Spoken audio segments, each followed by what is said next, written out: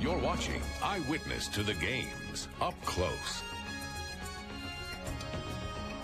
Some describe it as roller derby on ice.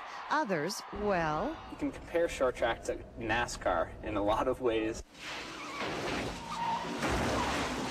I think a lot of Americans probably know about NASCAR racing, so if you think of the tactics of NASCAR, very similar. Welcome to the rough and tumble world of short track speed skating. You'll see bumping, you'll see pushing, you'll see falling, you'll see, people going out, and emotions. Emotions are going to flare, especially throughout the Olympics. And speed? Well, just because you're the fastest person out there does not mean that you're going to win the race. Short track is an elimination sport. Athletes win not just by outskating, but outwitting fellow competitors. At the same time, there are falls, and there are disqualifications and people crashing into boards. And that does hurt as much as it looks like it hurts.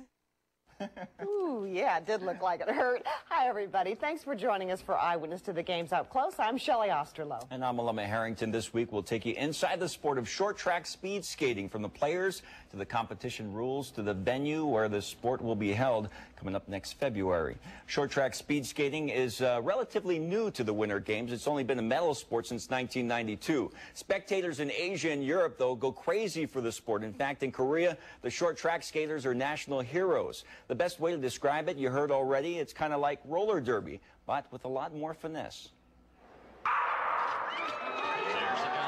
Short track speed skating combines the best of the winter ice sports. The grace of figure skating, the danger of the luge, and the aggressiveness of hockey.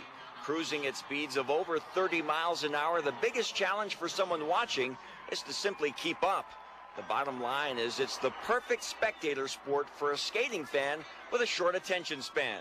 It's so different, but it's fast, exciting.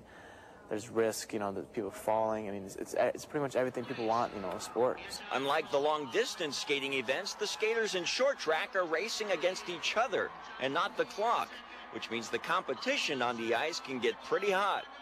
You want to see somebody, giving their all at all times. But you'll see a lot of different things. You'll see bumping, you'll see pushing, you'll see falling. You'll see, people going out, and emotions. The track is relatively small, just 111 meters in all, basically the size of a hockey rink. They compete in several distances in individual events and in relays. A team of 4 skaters will split up the distance any way they want, as long as each skater completes at least 1 lap. Unlike track relay races, they don't pass a baton. They tag the next skater and push him on his way. The equipment that the short track skaters use is actually a little bit unique. They wear gloves, but the one on the inside hand has rubber tips on it, so they can lean over and touch the ice as they make the turn. And the skates used in short track are also unique. The skaters actually bend the blades on the skates so that they have more edge on the ice during the crucial turns. And so each athlete is going to want it a little bit different, just for their own personal style. So although the skates, through the naked eye look exactly the same, there's a lot of work and a lot of effort and a lot of very precise and accurate measuring going into the preparation of those skates, and they don't let anybody touch them. In short track, positioning is everything. Just like other racing sports, skaters draft to conserve energy and try to time their kicks so they can finish in the top 2. In the elimination rounds, the top 2 advance. And then, of course, in the medal race, it's all about finishing first. When it comes down to it, I enjoy racing. Racing is the reason I'm here. I like to go out there and win.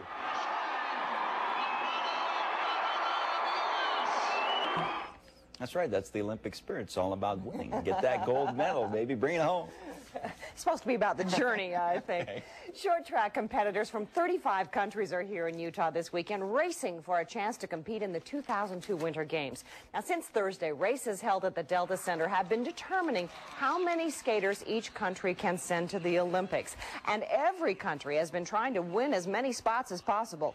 Through points earned in each of the races, a ranking of the top 32 skaters is compiled, from which the berths are awarded. Americans will send at least 1 athlete to the Games for each of the 8 short track events. And American Apollo Ono won the men's 1,500 meter, the longest individual short track event. No American women advanced beyond the semifinal race in the 1,500.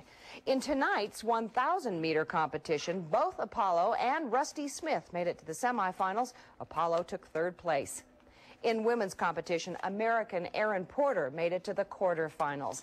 And in the 500-meter, no Americans reached it to the final in either the men's or women's race.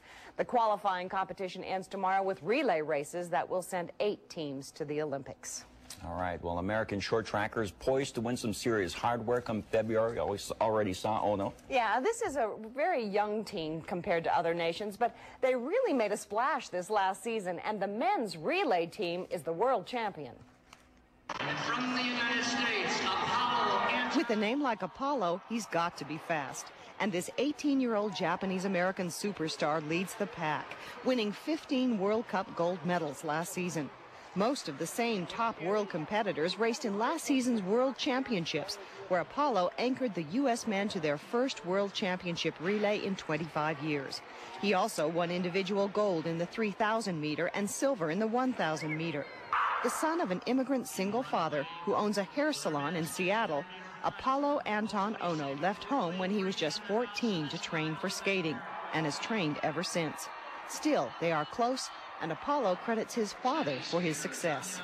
My dad is always there for me, 110%, and he's always pushing, and he's always, if I want to do something, he wants to make sure I do 110%, he wants to make sure I give it everything I can and try to be the best at it I can, regardless of what it is, sports or outside of sports. Apollo says he dreams of winning gold for his father. Rusty Smith is a Los Angeles beach boy who loves to surf when he's not riding the blades, and he's just as comfortable driving his souped-up Honda Civic in a drag race as he is maneuvering through a crowd of skaters. He also loves speed, but short track is as much about wits and strategy. Just because you're the fastest person out there does not mean that you're going to win the race. And I think that as soon as people realize that, it changes their, it changes their mindset a little bit. You realize that you're going to have to do a little more to win. You're going to have to go out there and you're going to have to make sure that you are one of the, mentally strongest people out there to do it.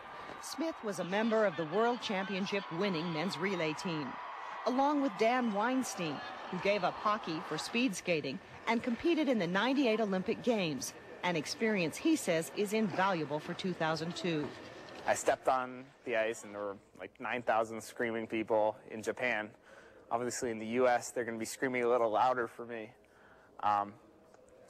That part I can't really expect. A lot of other things such as, pressures from the media, pressures from friends and family. I know what to expect. I know how to handle that. Weinstein is also a student at Harvard, studying business social psychology. In one season, 20-year-old Ron Biondo went from skating with the junior team to senior men, breaking the U.S. record in the 500 and skating on the World Championship relay team. Now he says he's trying to learn from his teammates.